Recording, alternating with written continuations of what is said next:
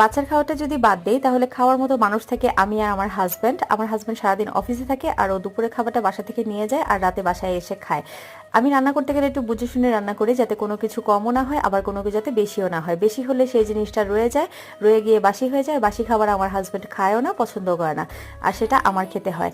আর আমি দেখা যায় যে বাসায় যেহেতু একা থাকি, তাই দুপুরে খাবারটা আমার বেশিরভাগ সময় খাওয়াই হয় না। সকালে আমার হাজব্যান্ডের জন্য যখন নাস্তা বানাই তখন সেইখানে আমার নাস্তাটা আমি বানিয়ে ফেলি।